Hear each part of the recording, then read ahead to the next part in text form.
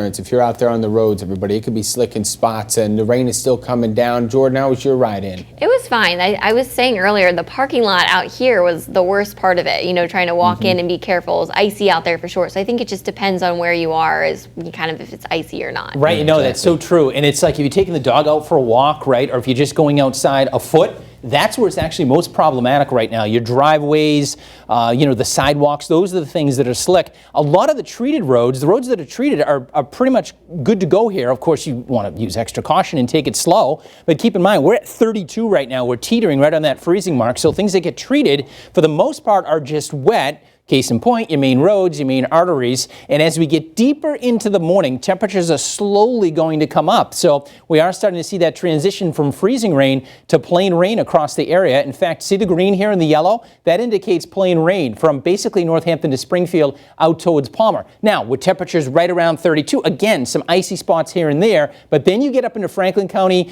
the hill towns, that's where it's a little bit colder. That's where the icy conditions will hang on a little bit longer. So icy on untreated surfaces, probably till about mid-morning or so. Freezing rain, eventually changing over to rain. So that is going to lead to trickier, hazardous travel. It's worse in Springfield from now to about 7 or 8 o'clock, probably up till about late morning across the hill towns. And then this afternoon, we're going to have a lot of melting, especially in the valley with temperatures in the lower 40s. Actually, it's going to turn out to be a pretty comfortable afternoon. And in terms of outages, if it doesn't happen in the next few hours, I think we're pretty much good to go. Once we get through about 9 o'clock or so, isolated outages would be our main concern and would be primarily, again, across the hill towns where we hang on longer to those icy conditions. In fact, the National Weather Service has that winter weather advisory set to expire at 7 a.m. from Springfield to Northampton. The hill towns in Franklin County, it's until noontime. So obviously, Lena, icy out there right now, but with temperatures right around freezing, it's not quite as bad as it could have been, with temperatures even at 5 or 6 degrees colder.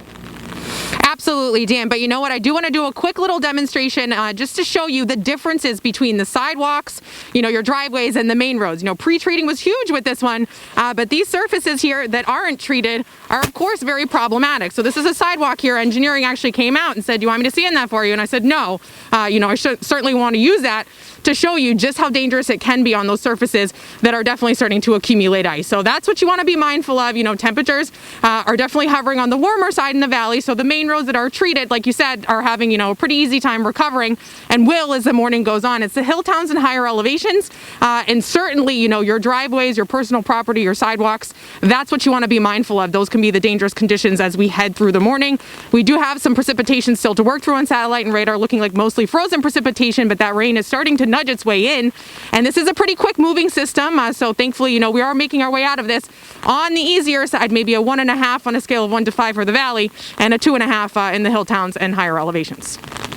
Right, Lena, that's a good way to put it, Lena, right? Not all ice storms are a 5, right?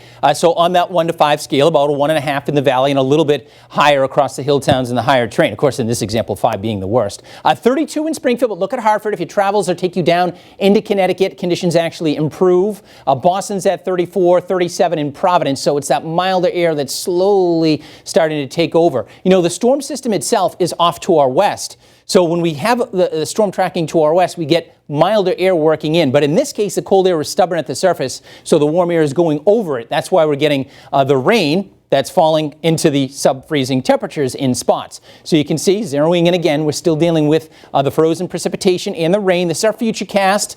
This is over the next couple of hours. Watch what happens by 9 o'clock. So rain in the valley, but still hanging on to those icy conditions. Franklin County, the hill towns, and by noontime, we're done with the precipitation. Clouds linger this afternoon, but temperatures will actually come up into the lower 40s. May see a little bit of brightening, and then we could catch an evening rain or snow shower. That's the leading edge of colder air that's going to work in. And tomorrow, I think we'll see a decent amount of sunshine, but it's going to be significantly colder tomorrow with highs in the upper 20s. So at 8 o'clock, still high impact. By 10 o'clock, moderate impact. And by this afternoon, conditions are obviously much improved at that point as we're drying out. Look at that afternoon high temperature in Springfield, about 42. Keep in mind, hill towns, the ice is going to hang on longer. Winter weather advisory there until noontime. The hill towns will probably just come up above freezing, while the valley is about 10 degrees milder. Then that cold air comes in for tonight. We're down into the teens. Bright but cold tomorrow, upper 20s. And yes, another storm system, particularly late Thursday night into Friday. That looks like a colder scenario. So that may end up being mainly snow. We could be talking about several inches of accumulation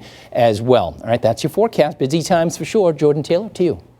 All right, thanks, Dan. Well, across the state, schools are out on break, meaning many businesses are hoping to cash in on kids being out of class and parents looking to keep them busy. Yeah, over at the Boston Aquarium, they are nearly sold out for school vacation week, not long after just opening up. Western Mass News correspondent Jennifer Egan explains how the pandemic isn't stopping families from enjoying the winter break.